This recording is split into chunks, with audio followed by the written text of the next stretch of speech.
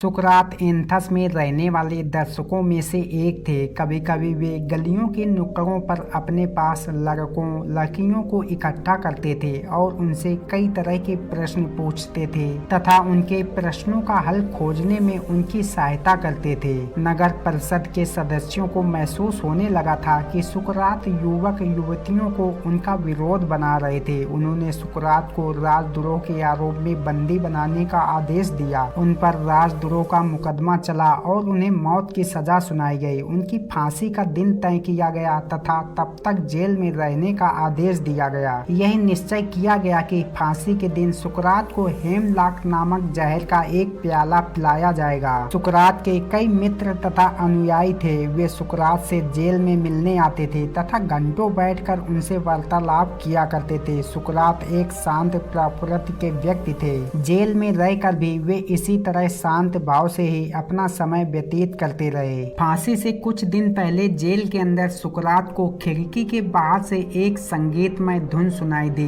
यह धुन की आवाज बाहर सड़क से आ रही थी जो कि खिड़की से नजर आती थी। सुकरात ने देखा कि एक बूढ़ा व्यक्ति एक पेड़ के सहारे बैठा हुआ गिटार बजा रहा था। सुकरात ने अपने मित्रों से कहा, यह संगीत तो बेहद मधुर है। काश मैं इस धुन पर गाना सीख पाता। क्या तुम उस गायक को मेरे पास ला सकते हो? यह सुनकर उनके मित्रों को बड़ा ही आश्चर्य हुआ। उन्होंने सुकरात से पूछा, आप उससे क्यों मिलना चाहते हैं? इस पर सुकरात ने जवाब दिया, मैं इस धुन को सीखना चाहता हूँ। यह अत्यंत ही मन भावन है। यह सुनकर सुकरात के एक मित्र ने उनसे कहा, क्यों व्यर्थ ही संगीत सीख रहे हो? आप जानते हैं कि आप शीघ्र ही फांसी पर चढ़ने वाले हैं। अपने मित्र की यह बात सुनकर सुकरात बोले, मुझे यह धुन हर हाल में सीखनी है। फिर कभी मुझे यह धुन सीखने का मौका नहीं मिलेगा। कृपया जल्दी से उस गायक को मेरे पास ले आए, नहीं तो हम उसे नहीं खोज पाएंगे और मैं कभी भी यह धुन नहीं सीख पाऊंगा। सुकरात के आग्रह करने पर उनका एक मित्र जेल के अधिकारी के पास गया तथा उसको सुकरात की इच्छा बताई। जेल का अधिकारी सुकरात की बहुत इज्जत करता था। उसने तुरंत एक गार्ड को उस गायक को सुकरात के पास लाने का आदेश दिया। थोड़ी ही देर बाद वह गार्ड उस गायक को सुकरात के पास ले आया। विनम्र वार्तालाप के उपरांत सुकरात ने उस गायक से प्रार्थना की, क्या आप मुझे वह धुन सिखाएंगे? यह सचमुच ही